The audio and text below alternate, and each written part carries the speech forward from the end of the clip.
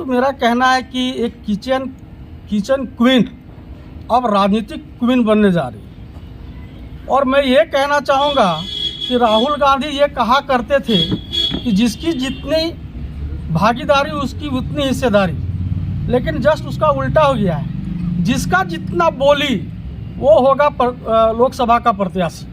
माने रुपया, सीधा सीधी कहा जाए तो अगर आपके पास रुपया है तो आप टिकट का दावेदार हो सकते हैं, आप प्रत्याशी हो सकते हैं और चुनाव लड़ सकते हैं। अगर यही प्रारूप को अगर अपनाना था कांग्रेस पार्टी को, तो मेरे हिसाब से आप लोग को सबको पता होगा कि कांग्रेस पार्टी के द्वारा एक नोटिफिकेशन निकाला था सहयोग राशि के लिए, और उस फॉर्म में हम लोग जो है 138 रुपया 1100 रुपया सहयोग किए हैं। और अगर यही प्रारूप था कि पैसे से ही टिकट अगर देना है लोगों को, तो नोटिफिकेशन जारी कर देते, जो जितना भरता पैसा उसी को टिकट मिलता। ये तो यहाँ राजेश ठाकुर जो है पूरे माने झारखंड को बर्बाद करने में लग गए हैं। पूरे कांग्रेस पार्टी खत्म होने की दौर पर है।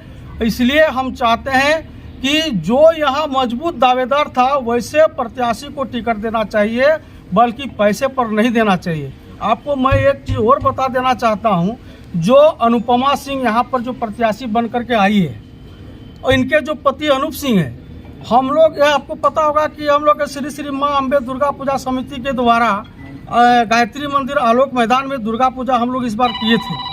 और उस दुर्गा पूजा में हम लोग मुख्य अतिथि बनाने के लिए बेरमो विधायक अनूप सिंह के पास हम लोग गए थे और कहा था हम लोगों ने कि आप हमारा मुख्य अतिथि बनिए, हमारा पंडाल का उद्घाटन आपके द्वारा होगा, आपके हाथों से होगा तो बहुत ही अच्छा होगा।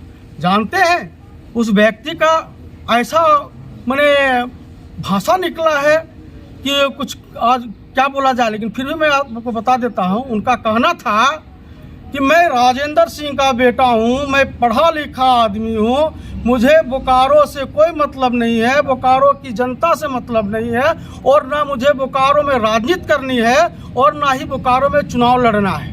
मुझे बेरमो की जनता से प्यार है और मैंने बेरमो में करोड़ों रुपया का मंदिर वगैरह बनाया है, मैं यहाँ देखूँ कि आप यहाँ जाऊँ।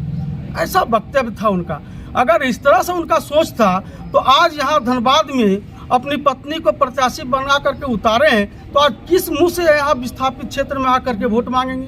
क्या कहेंगे? क्या करेंगे आप लोग बताइए।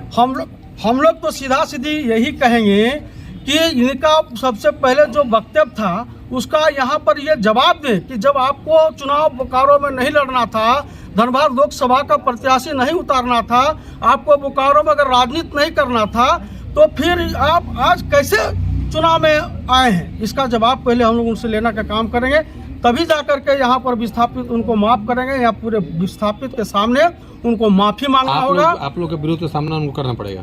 बिल्कुल, हम लोग तो विरोध कर ही रहे हैं। हम लोग जब से टिकट की घोषणा हुई है हम लोग लगातार उसका विरोध कर रहे हैं, क्योंकि आज तक धनबाद लोकसभा में जो आपका क्या नाम है अनुपमा सिंह जो है ना कांग्रेस की सदस्यता ली है और न कांग्रेस में कभी आकर के धनबाद में कभी लोगों से मिली जुली है, न कोई जानता है। अचानक से ला करके पटक दिया गया। पिछली बार की जरा जैसे कीर्ति झा आजाद को ला करके खड़ा किया गया था, उसी तरह से आज फिर यहाँ हम लोग के बीच में खड़ा किया गया है। और यहाँ के जन भावनाओं के साथ ये खिलवाड़ है, यहाँ के विस्थापितों के साथ खिलवाड़ है।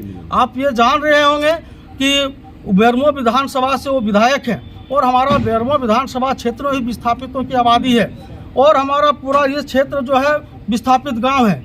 आज तक इन्होंने कभी भी विधानसभा में यहाँ के विस्थापितों का दुख दर्द की बात नहीं किया। यहाँ तक है कि जो आज पंचायत में हमारा जो 19 गांव नहीं है, इस पर भी विधानसभा में कभी भी ये सवाल नहीं उठाए हैं और ना ही आपका बेरमो विधानसभा के विस्थापित को भी कोई किसी तरह का लाभ देने का काम किया। इसलिए पुर्जोर विस्थापित इनका विरोध करेंगे। मतलब